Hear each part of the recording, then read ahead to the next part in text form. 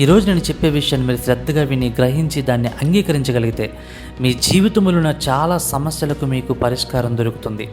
ఒక దైవజనురాలు ఈ విధంగా చెప్పింది, దేవుడు మాత్రమే మన జీవితంలో చేయగలిగిన పనులను మనుషుల దగ్గరికి వెళ్ళి వాటిని పొందుకోవాలని మనం ప్రయత్నం చేసినప్పుడు మనము తప్పకుండా నిరుత్సాహపడవలసి వస్తుంది అని. నిజమే, ఇంకా మన జీవితంలో చాలా సమస్యలకు పరిష్కారాన్ని మనం పొందుకోకపోవడానికి గల కారణం ఏంటంటే, సర్వశక్తి కలిగిన దేవుని మనం విడిచిపెట్టి బలహీనుడైన మనిషి దగ్గర మన సమస్యకు పరిష్కారాన్ని పొందుకోవాలని మనము ప్రయత్నం చేస్తూ ఉన్నాం. బైబిల్లో ఒక స్త్రీ ఉంది. మార్కు సువార్త 5వ అధ్యాయము 25వ వచనం నుంచి 29వ వచనం వరకు గనక మనము చదివినట్లయితే, 12 సంవత్సరాల నుంచి రక్తస్రావము అనే వ్యాధి కలిగినటువంటి ఒక స్త్రీ ఎంతోమంది వైద్యుల దగ్గరికి వెళ్ళి తన రోగాన్ని స్వస్థపరుచుకోవాలని ఎంతో ప్రయత్నం చేసింది. యేసు యొద్ద మాత్రమే స్వస్థత, యేసు దగ్గర మాత్రమే తన సమస్యకు పరిష్కారము దొరుకుతుంది అని తాను గ్రహించనంత కాలము కూడా తన జీవితంలో ఆ సమస్య నుంచి ఆమె బయటికి రాలేదు.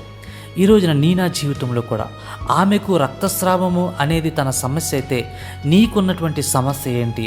ఉద్యోగమును గురించినటువంటి సమస్య, పరిచర్యను గురించినటువంటి సమస్య, ఆర్థికపరమైనటువంటి సమస్య, నీ కుటుంబమును గురించినటువంటి సమస్య, నీ గర్భఫలమును గురించినటువంటి సమస్య, నీ వివాహమును గురించినటువంటి సమస్య, ఏ సమస్యకు పరిష్కారము దొరకక ఇన్ని రోజులు నీవు బాధపడుతున్నావు.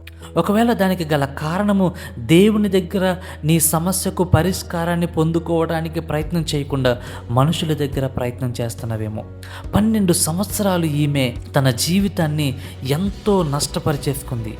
యేసు తన జీవితంలో తన సమస్యను తీర్చగలడు అని తను తెలుసుకునేంత వరకు కూడా అదే సమస్యలో ఉంది. ఈరోజు నీ జీవితంలో కూడా దేవుని దగ్గరికి వస్తే ఒక్క క్షణములో నీ సమస్య తీరిపోతుంది. చాలాసార్లు మనం అనుకుంటాం, దేవుడు వచ్చి నేరుగా చేయడు కదండి, మనుషుల ద్వారానే కదా చేస్తాడు. అవును, కానీ నీవు సమస్యకు పరిష్కారం కొరకు నీవు మొదట దేవుని దగ్గరికి వెళ్ళినప్పుడు దేవుడు సమయోచితమైన సహాయము ఎవరి ద్వారా నీ సమస్యను పరిష్కరించాలో ఆయన అనుకున్న మార్గములో ఆయన నీ సమస్యకు పరిష్కారాన్ని ఆయన అందిస్తాడు.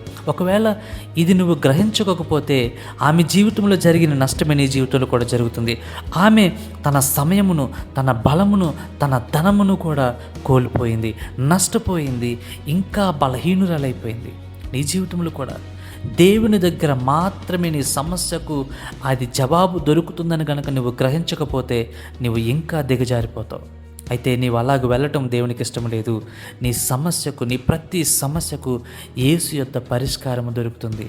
ప్రభు దగ్గరికి వెళ్తావా?